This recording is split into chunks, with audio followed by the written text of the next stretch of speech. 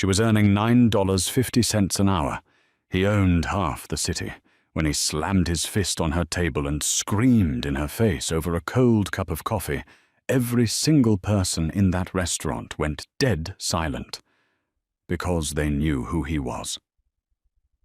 But she didn't.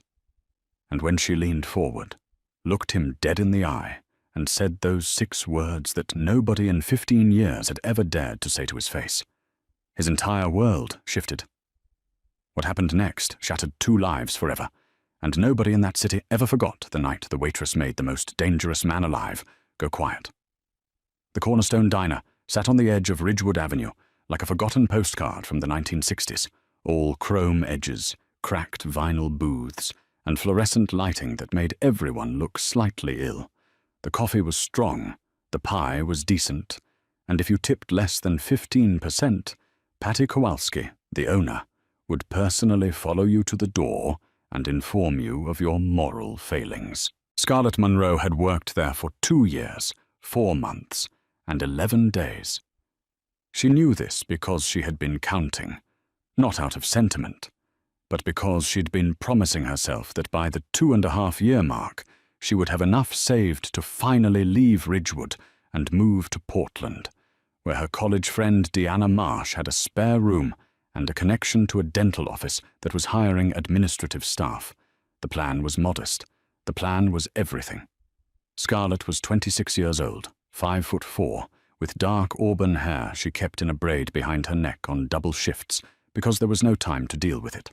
She had a degree in communications from Ridgewood Community College that was currently wedged between her mattress and box spring because she'd run out of wall space and didn't own a frame. Her mother, Norma Monroe, had been sick for 3 of the last 4 years, a degenerative autoimmune condition that didn't kill you quickly, but liked to remind you every morning that it could. Norma's medications cost $640 a month after partial insurance coverage. Scarlett's rent on the studio apartment on Callum Street was $780. Her car insurance was $190. Her phone, the prepaid kind, was $45. She didn't go to the movies. She didn't buy new shoes. She cut her own hair in the bathroom mirror on Sunday nights and had gotten surprisingly good at it. But she smiled when she took orders. She smiled because Patty had a handwritten sign behind the counter that said, "Warmth costs nothing. Coldness costs everything." And Scarlett believed in it, even on the mornings when she'd slept 4 hours and her feet were already aching before the first customer walked in. On the night of October 14th, a Thursday, which was typically their busiest midweek night, Scarlett was already on hour 9 of an 11-hour shift. She had covered for Danny Reeves, who'd called in sick, but was actually at his girlfriend's cousin's birthday party in Trenton. She knew this because Danny was the kind of person who couldn't lie without posting evidence on Instagram. She didn't mind covering. She needed the hours. At 9:47 p.m., a black Cadillac Escalade pulled up outside the diner. Then another one, then a third. 3 vehicles with tinted windows, idling at the curb like they were waiting for a signal from the universe. Patty Kowalski, wiping down the counter, looked up at the window and went very, very still. "Scarlett," she said quietly, "I need you to take table 6. Table 6 was the corner booth, the big one with the high-backed seats, the one that couldn't be seen from the street. The one that Patty kept clean even on nights when every other table was a disaster. "I've got 4 tables right now, Patty. I know. Take table 6. Patty's voice had changed. Scarlett noticed it, that particular flatness that meant the subject was closed. She'd heard it maybe twice before, usually when something was wrong in a way that couldn't be discussed. She grabbed her notepad. The men came in first, 2 of them. Both large, both wearing dark clothing that was too expensive for a diner and too casual for a funeral. They scanned the room with the quiet efficiency of people who had made a profession out of identifying exits. They said nothing to Scarlett. They moved to the counter stools and sat, facing outward. Then the door opened again. Dominic Caruso walked into the Cornerstone Diner like a man who had never once in his life considered whether or not he was welcome somewhere. He was 41 years old, broad across the shoulders, with dark hair going silver at the temples, and a jaw that looked like it had been carved from something that didn't apologize. He wore a charcoal suit with no tie, the top button of his white shirt undone, and a watch on his left wrist that Scarlett would later learn cost more than her car, her rent, and every medication her mother took, combined. He didn't look at anyone. He walked directly to table 6 and sat down. His name was Dominic Caruso. In Ridgewood, that name meant something specific. It meant the Port Authority contracts. It meant the East Side redevelopment project. It meant 3 city council members who got very nervous when his name came up in conversation. It meant a family that had started in the import business in the 1950s, legitimate on paper, catastrophic in practice, and had evolved over 3 generations into something that the FBI had a dedicated task force for, and the local police preferred not to think about on Fridays. Scarlett Munro did not know any of this. She walked to table 6 with her notepad, her pen, and the practiced warm smile of someone who had been on their feet for 9 hours and was going to be professional about it. "Welcome to Cornerstone," she said. "Can I start you off with something to drink?" Dominic Caruso didn't look up from his phone. "Coffee, black, and whatever your soup is tonight. Tomato bisque, it's really good. Patty makes it from scratch." He said nothing. He was already typing something on his phone. Scarlett wrote it down and left. She came back 4 minutes later with the coffee and the soup. She set them down carefully. The coffee was hot. She'd made a fresh pot specifically because the carafe on the burner had been sitting for 20 minutes, and she could tell by looking at him that this was not a man who would enjoy lukewarm coffee. She was right, but not in the way she expected. He picked up the mug, took 1 sip, and set it back down with a sound that was more controlled than a slam, but communicated everything a slam would have. "This is cold," he said. Scarlett frowned. "I just made a fresh pot, sir. I said it's cold." He looked up for the first time. His eyes were dark brown, almost black, and they had the quality of someone who was accustomed to finishing conversations before the other person realized they'd begun. "Take it back. Make it again. And tell whoever runs this place that cold coffee is an insult." Scarlett picked up the mug. She touched the ceramic on the outside. It was hot. Genuinely hot. "Sir, the mug is—" "I don't repeat myself." She took the mug back.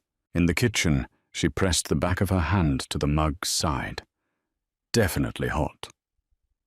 She stood there for a moment, then poured the coffee out anyway, rinsed the mug with hot water to warm the ceramic further, and poured a fresh cup. She carried it back and set it on the table. He didn't acknowledge it. She went back to her other tables. Table 3, the Hendersons, a couple in their 60s who came in every Thursday for the meatloaf, needed a coffee refill. Table 8 had a family of 4, whose youngest had knocked a glass of water onto the floor. Table 11, a single man in a flannel shirt who'd been nursing a slice of apple pie for 45 minutes, suddenly wanted the check. Scarlett moved through all of it with the kind of efficiency that comes not from training, but from necessity, from being a person who couldn't afford to drop a single ball. At 10:22 p.m., Dominic Caruso raised his hand for her attention. She crossed the diner and approached. "Can I get you anything else?"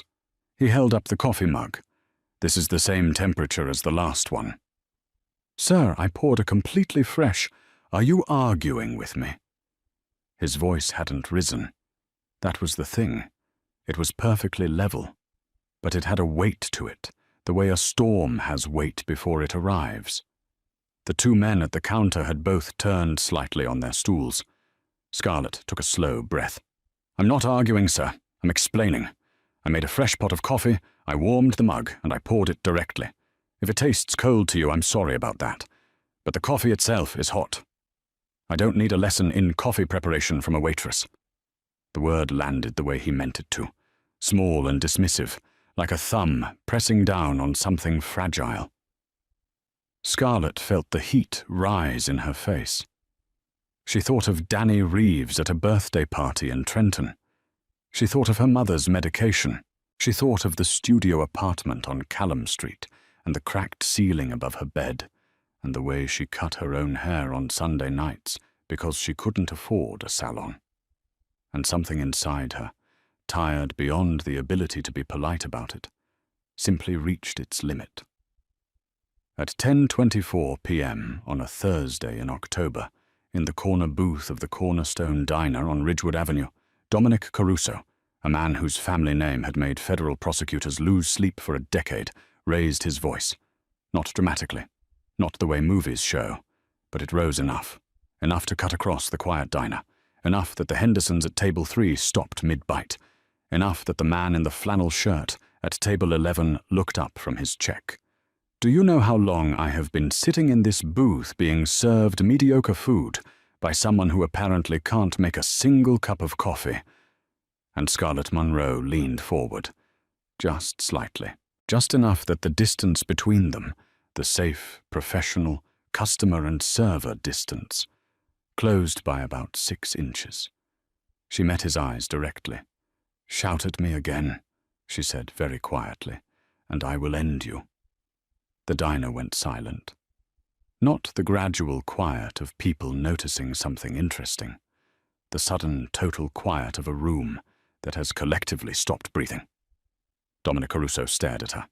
In 41 years, in boardrooms and courthouses and back rooms where the city's real decisions were made, in meetings with men who had reasons to be afraid and still found the courage to pretend they weren't, nobody had spoken to him like that. Not his rivals, not his enemies, certainly not a waitress in a diner at 10 o'clock on a Thursday night. His jaw tightened. The muscle in his cheek moved. And then something shifted. Something so subtle that Scarlett almost missed it entirely. His eyes changed. Not soft, not warm, but something in them recalibrated, the way a camera lens adjusts when the thing it's looking at turns out to be more complicated than the initial read.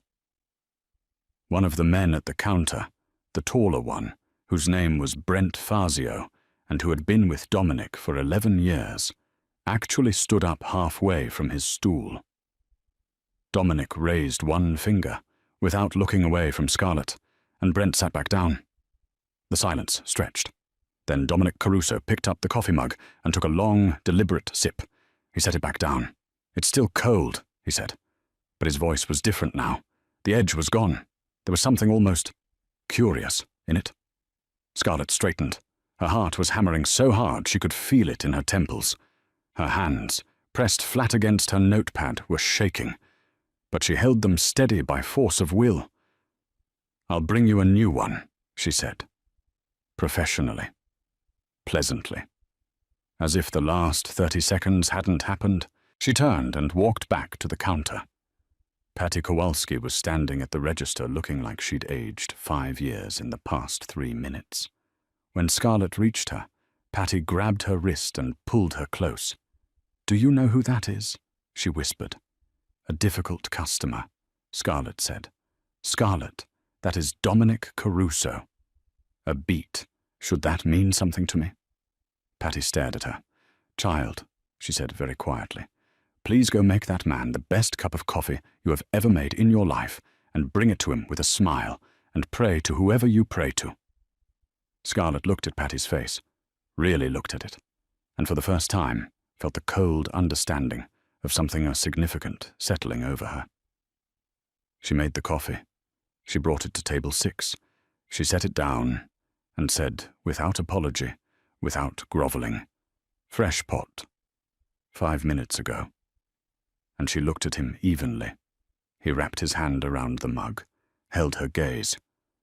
"Sit down," he said. "I'm working." "I know. Sit down anyway." "Mr. Caruso, and I said sit down." Scarlett pulled out the opposite chair and sat down. This was the first thing Dominic Caruso had ever said to her that she couldn't argue with. Not because of who he was, but because her feet were killing her and she'd been standing for 9.5 hours. What Scarlett didn't know, what she would learn in pieces over the weeks and months that followed, was that Dominic Caruso had come to the Cornerstone Diner that night, not because he wanted coffee, but because he wanted to be somewhere that didn't know him. He did this occasionally. His associate and legal counsel, a man named Jeffrey Hart, had been advising him for years to find somewhere anonymous to decompress. Somewhere away from the Caruso family compound in Westfield Heights, away from the offices on the 43rd floor of Caruso Meridian Holdings, away from the house that his ex-wife, Claire, had decorated, and that he'd never redecorated because doing so would require him to have opinions about curtains, and he found he didn't have the energy. Claire Caruso, née Claire Whitfield from the Boston Whitfields, old money with opinions about wine, had left him 3 years ago. Not because she was afraid of him. She'd married him knowing exactly who he was. She left because she said living with him was like living next to a power station. Everything vibrated, nothing was calm, and she was exhausted. He hadn't argued. He'd signed the papers. He'd given her the house in Montauk, and an amount that Jeffrey described as generous in a way that is technically still tax-optimized. He had 2 children, a daughter, Natalie, who was 17 and lived with Claire in Montauk, and a son, Corey, who was 22 and had recently joined the business in a capacity that Dominic was not entirely comfortable with, but had not yet found the right words to address. He was not a happy man. He was a powerful man, which is a different thing. The Cornerstone Diner had come to his attention because his driver, a quiet man named Raymond Pollock, had mentioned it once as the best pie he'd ever had. Dominic had filed that information away, and on one of his anonymous evenings had found himself on Ridgewood Avenue. He'd come back 4 times in 6 months, not because of the pie, which was indeed excellent, but because it was the kind of place where nobody looked at him twice, where the lighting was functional rather than flattering, where the conversations around him were about ordinary things, where the whole atmosphere vibrated at a frequency so different from his own life that he found it, inexplicably, restful. He had not expected to be told he would be ended. He sat across from Scarlett Monroe and studied her the way he studied everything, with total methodical attention. She was meeting his gaze with remarkable steadiness for someone who, he now noticed, had a slight tremor in her left hand that she was actively working to control. "You're not from Ridgewood," he said. She blinked. "I am, actually." "But you've got plans to leave. How could you possibly know that?" He didn't answer. He looked at her for another moment. "The coffee's fine," he said finally. "It was fine before." Scarlett stared at him. "Then why?" "I was having a bad night." He said it the way someone says the sky is blue, without particular feeling, as simple fact. "I took it out on you." That was incorrect. Scarlett Monroe, who had been in customer service long enough to recognize the difference between an apology and a statement of corporate liability, waited. "I'm telling you," he said, "because it's true, not because I want something." She looked at him for a long moment. Then she said, "What kind of night?" And something in his face, just for a second, shifted. Not to vulnerability exactly. More like the door to a room that's usually locked, swinging open by accident. "My daughter called me," he said. "She's going to a school dance next week. She asked if I'd be there. I told her I didn't know if I'd have time." He paused. I watched her face on the phone call and understood, not for the first time, that I am very bad at being a father. Scarlett said nothing. "You asked," he said.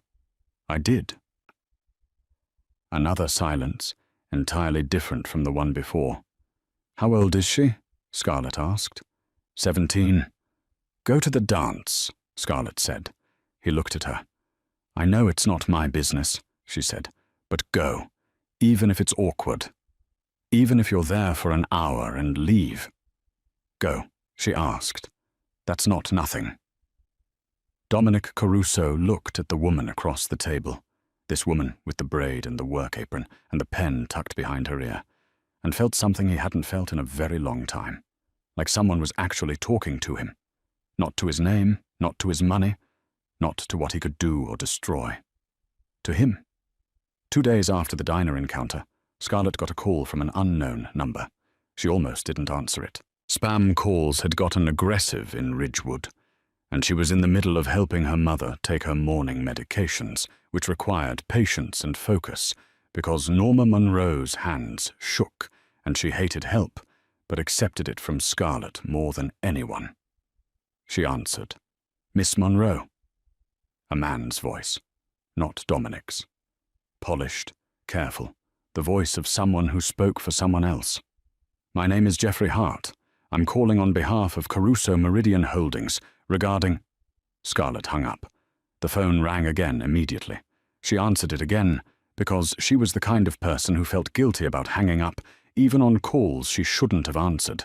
"Please don't hang up," Jeffrey Hart said quickly. "I understand this is unexpected. Mr. Caruso wants to offer you a position." Scarlett set the pill organizer down on the kitchen counter. "I'm sorry?" "An administrative position at Caruso Meridian Holdings, $34 an hour, full benefits package. He asks that you consider it." Scarlett looked at her mother, who was looking back at her with the expression of someone who has excellent instincts and is using all of them. "Why?" Scarlett said. "He believes you were treated poorly during your interaction with him and would like to compensate. That's not compensation. That's hush money." Scarlett had not planned to say that. It came out naturally, the way truths sometimes do. "Tell Mr. Caruso I appreciate the call, but I'm fine." She hung up. She stood in the kitchen for a moment, aware that her hands were shaking again. Her mother said, "Who was that?" "Wrong number," Scarlett said. Norma Monroe did not look convinced. What followed over the next 2 weeks was something that Scarlett had no language for, because nothing in her previous life had prepared her for it. It wasn't harassment exactly. It was more like the subtle rearrangement of the weather around her. A man she didn't recognize sat in her section every other night for a week, always ordered modestly, always tipped very well, always left without incident. She told herself this was coincidence. She almost believed it. Then Danny Reeves, who had returned from Trenton and his girlfriend's cousin's birthday party, with a mild sunburn and absolutely no remorse, told her that someone had called Patty to ask about the staff schedule. A real polite guy, Danny said. Sounded like a lawyer. And Patty had said nothing to Scarlett about it, which meant Patty was frightened, which meant this was real. Scarlett was not the kind of person who panicked. She was the kind of person who made lists. She sat in her studio apartment on Callum Street with a legal pad and wrote down what she knew. A powerful man had been rude to her. She had been rude back. He had apologized in his own unusual way. He had then attempted to give her a job she didn't ask for, and now someone was asking about her schedule. She wrote at the bottom of the list, "Is this danger or something else?" She stared at the question for a long time. Then she wrote, "Does it matter if I can't tell the difference?" She tore up the paper and went to work. Scarlett had decided to avoid Table 6 entirely if Dominic Caruso came back. She'd worked out a system with Danny. If the black SUVs pulled up outside, Danny would take the booth. This plan lasted exactly 1 shift. 3 weeks after the first encounter, Dominic Caruso walked into the Cornerstone Diner again at 9:30 p.m., this time without the escort vehicles. This time in a jacket that was slightly less formal, dark wool, collar up against the October chill. This time he sat at the counter. He sat at the counter and he said to Patty Kowalski, who was standing behind it looking like she might pass out, "I'd like whatever's good tonight. And could you ask Scarlett if she'd come talk to me?" Patty sent Danny to get Scarlett from the kitchen. Danny reported back that Scarlett had said, "Tell him I'm working." Patty relayed this to Dominic. Dominic nodded slowly. Then he ordered the tomato bisque, a grilled cheese on sourdough, and a piece of the apple pie that Raymond Pollock had told him about. He ate all of it methodically and without complaint. He left a $200 tip on a $19 check. He did not ask for Scarlett again, but as he was leaving, he paused at the end of the counter, where Scarlett was refilling the coffee station, her back to him, and said without turning around to make eye contact, "My daughter's name is Natalie. I went to the dance." Scarlett went still. "She cried a little when I showed up," he said, happy crying. "I've never seen her do that before." A pause. "I thought you'd want to know." He left. Scarlett stood at the coffee station for a long moment, holding the carafe. Danny appeared next to her. "Who is that guy?" "I don't know," she said. "I genuinely do not know." But she thought about Natalie Caruso, crying, happy crying, and she couldn't make it not matter. The third time Dominic Caruso came to the Cornerstone was a Sunday afternoon, entirely off script, nothing pre-planned, no escort.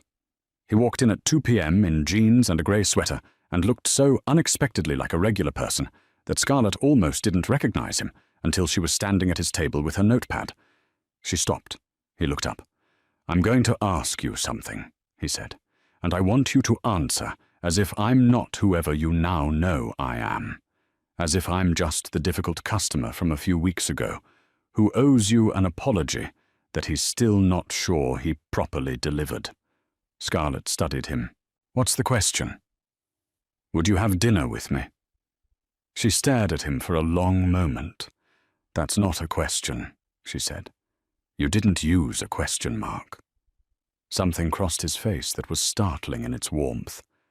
"Would you have dinner with me?" He said it again, with the inflection this time. "No," Scarlett said.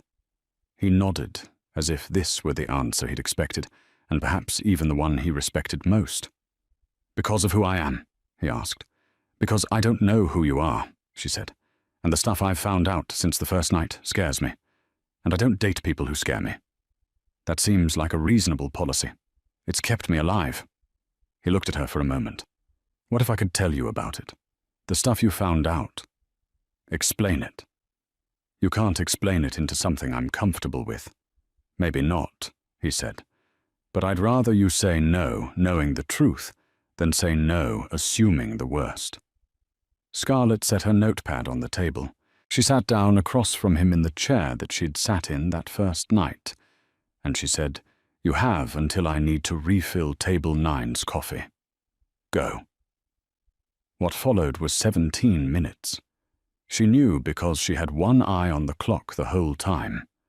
And in those 17 minutes, Dominic Caruso told her more truth than he had told anyone in years. Not all of it. There were things he would never tell her, or tell anyone, because some rooms don't have doors. But enough. He told her the business was real, and the reputation was real, and he had done things he didn't defend. He told her he hadn't become his father, but he hadn't escaped him either. He told her that he had tried, twice, to restructure the operation into something legitimate, fully legitimate, and that both times people who didn't want that had made it complicated. He told her Jeffrey Hart was not just his lawyer, he was also the only person who told him the truth about himself, and he paid him extremely well for the privilege. He told her that the job offer hadn't been hush money. "It was guilt," he said. "I was rude to you for no reason, and you're clearly working too hard for too little.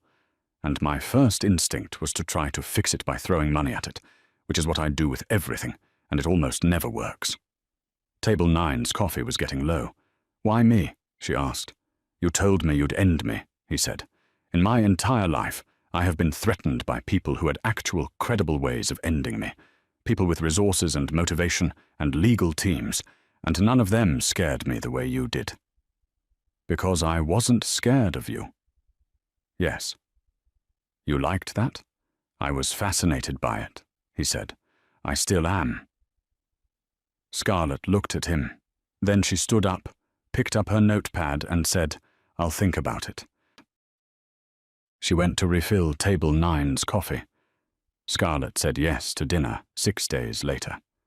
She told herself it was curiosity. She told her mother it was networking. She told Danny absolutely nothing, because Danny could not be trusted with information of any sensitivity. She also told Deanna Marsh in Portland, because Deanna was her closest friend and a woman with excellent judgment. And Deanna said, "Please tell me you're not doing what I think you're doing." And when Scarlett confirmed that she was, in fact, doing exactly that, Deanna said, "Okay, but text me his full name and the address where you're going. And if I don't hear from you by midnight, I'm calling the police." This was reasonable, and Scarlett did it.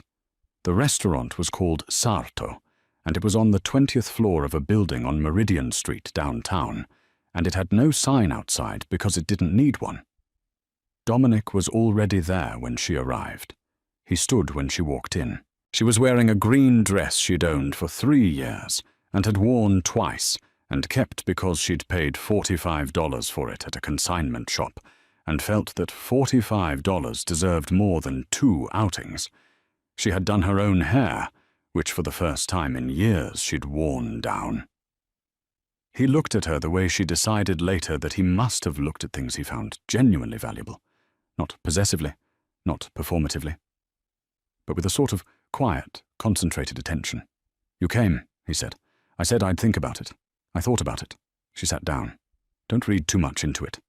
"I never read into anything," he said. "I take notes and form conclusions." "Is that a warning?" "It's an introduction." The dinner was 3 hours long. Scarlett ate things she didn't know the names of, and they were extraordinary. She drank 1 glass of wine, nursed it the whole time, and told herself it was because she was driving. It was also because she wanted to remember everything clearly. She told him about her mother. She didn't mean to. It came out in the middle of a conversation about why she was still in Ridgewood, a city she'd never quite loved. And once she'd started, she couldn't find a natural place to stop. She told him about the medication costs and the insurance gap, and the plan to save enough to move to Portland, and how the plan kept getting delayed because the costs kept rising slightly, the way everything did, until the gap between where she was and where she needed to be felt not smaller, but somehow wider.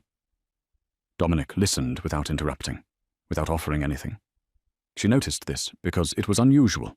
Most people started problem-solving around the second paragraph. When she finished, he said, "What's her condition?" Scarlett told him. He nodded slowly. "My mother had something similar. Different classification. She died when I was 34. He looked at the table for a moment. "I wasn't there. I was in Frankfurt on business. My brother called me." "I'm sorry," Scarlett said. "I handled it the way I handle most things I can't fix," he said, "by doing something in a different direction."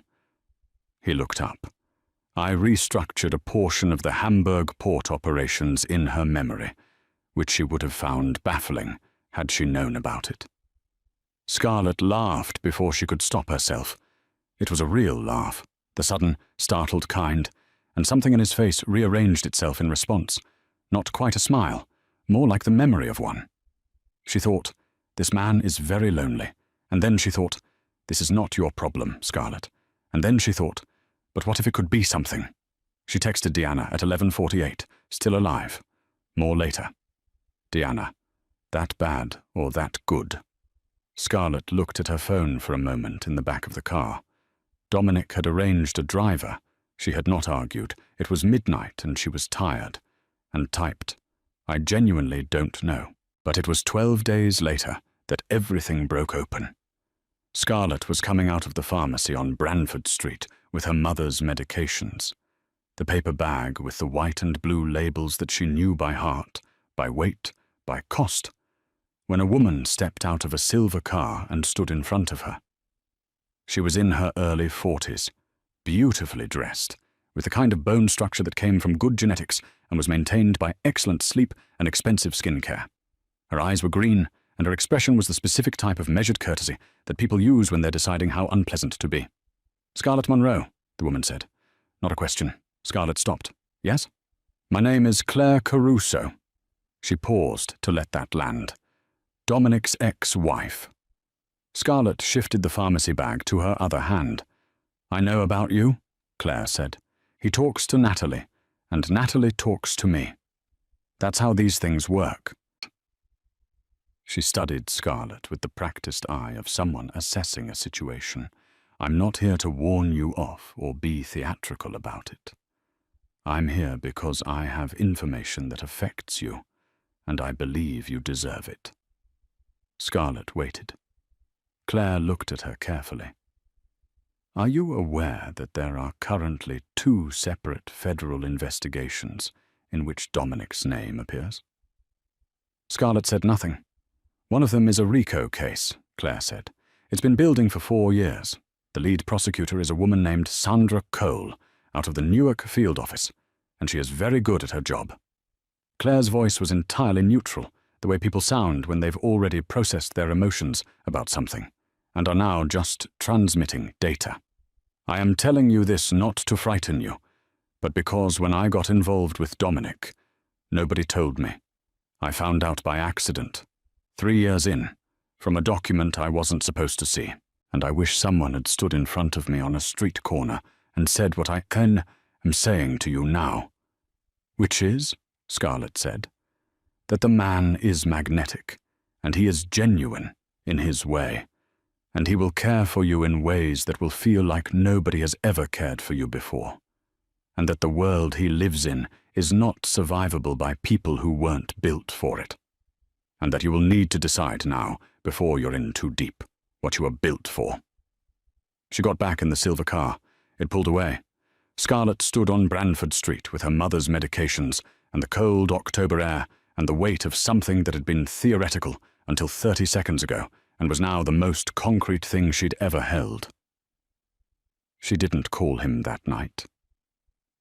She sat in her studio apartment on Callum Street, and she opened her laptop and she read everything she could find. The business profiles, the news articles, the court filings that were public record, the Wikipedia page that was carefully written in the way that things are carefully written when lawyers have reviewed them.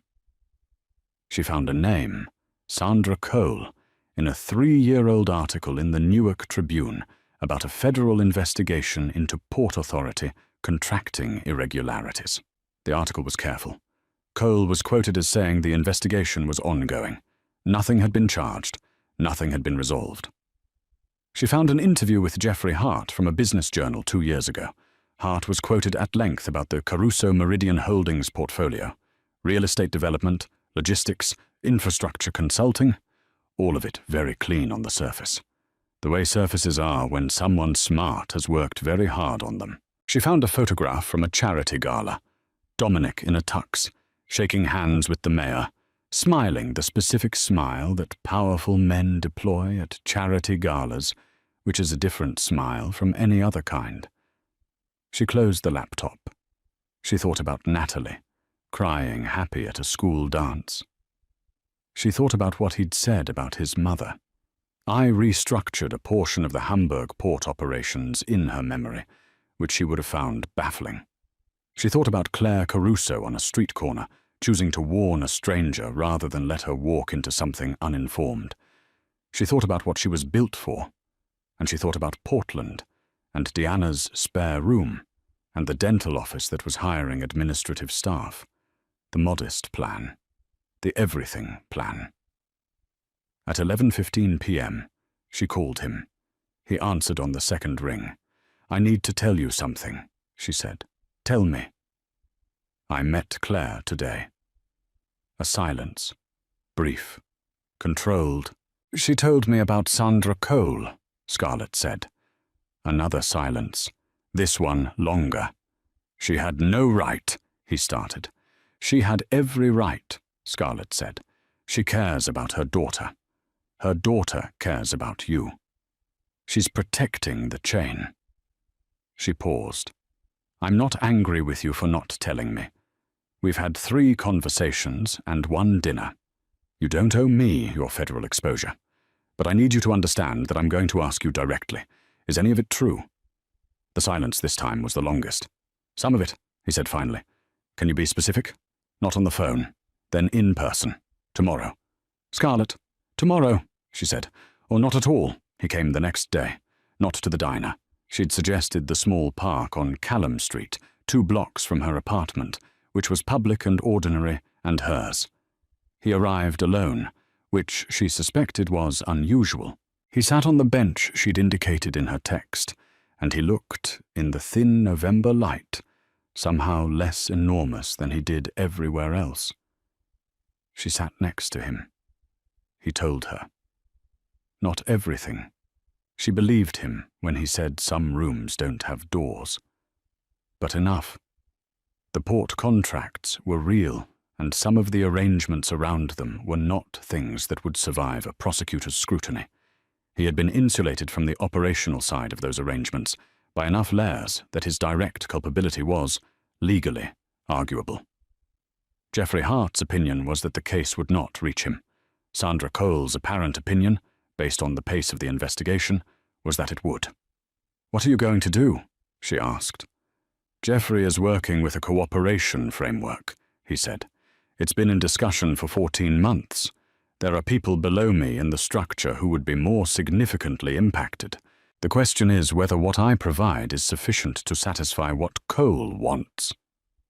"And is it?" He looked at her. "Probably not." She absorbed this. "Why are you telling me?" she asked. Not accusatory. Genuinely asking. "Because you asked. People ask things they don't always get answers to." "I know," he said. "I decided some time ago that I wasn't going to be that person with you. Whatever happens between us or doesn't, you don't deserve half-truths." He paused. "You're the first person outside of Geoffrey and my brother who knows what I just told you." "Your brother knows." "My brother is part of the structure," he said, "which is its own situation." Scarlett looked at the park, the bare trees, the grey November sky, a woman walking a golden retriever on the path 20 meters away. She thought about Deanna's spare room in Portland. She thought about what she was built for. "I'm not made for the world you live in," she said. "I know," he said, "but I think you already know that, and you're here anyway." "Yes." "Why?" He looked at her for a long moment. The answer, when it came, was quiet. "Because you told me to go to my daughter's dance," he said. "Because you told me the coffee was hot, even when I insisted it wasn't. Because you sit across from me, and you talk to me like I'm a person who can be accountable, and I don't know the last time someone did that." A pause. "And because I would like very much to be someone you can trust. I haven't decided yet if I am, but I'd like to try to be." Scarlett Munro sat on a park bench in November and looked at this man, this complicated, powerful, genuinely lonely man, and felt the very clear sensation of standing at a crossroads where both roads were real and both had real consequences, and nobody in the world could make the choice for her. She said, "I'm not moving to Portland yet." He looked at her. "Don't make me regret it," she said. Something moved in his face then. Not the camera-adjusted recalibration of the first night, not the guarded curiosity of the diner counter, but something raw, something that looked like relief. Like a man who had been holding something heavy for a very long time and had been offered, for the first time, permission to set it down. "I'll try," he said. "That's not good enough," she said. "No," he agreed. "It's not. I know." 3 months later, Sandra Cole's investigation produced 7 indictments. Dominic Caruso's name was not among them. Geoffrey Hart had, in the end, delivered enough to satisfy the parameters of the cooperation framework, though the specifics were sealed and would remain so for a long time.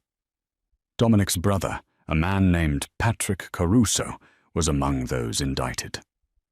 It was this, more than the investigation, more than the lawyers, more than any external pressure, that hit Dominic in the way that changed him. Not broke him, changed him. He called Scarlett from the car outside the Federal Building the afternoon Patrick's name appeared on the document. He didn't say much. She said, "I'm at work until 7. Come to Callum Street at 7:30. He came at 7:30. They sat in her small apartment, the one with the cracked ceiling and the degree wedged between the mattress and the box spring. And she made him tea because she'd run out of coffee and couldn't afford to care about that right now, and he sat in the one good chair she owned, and she sat across from him on the edge of the bed, and neither of them said anything meaningful for 20 minutes, which was itself a kind of language. He met Norma Monroe that night.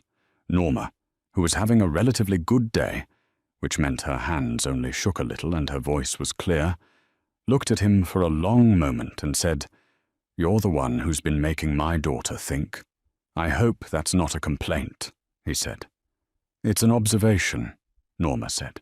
"She thinks plenty on her own. You've just given her new material." Dominic smiled. The real kind.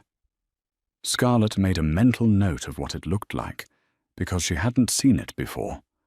Corey Caruso, 22, who had joined the business in a capacity that worried his father, got a call from Dominic in January.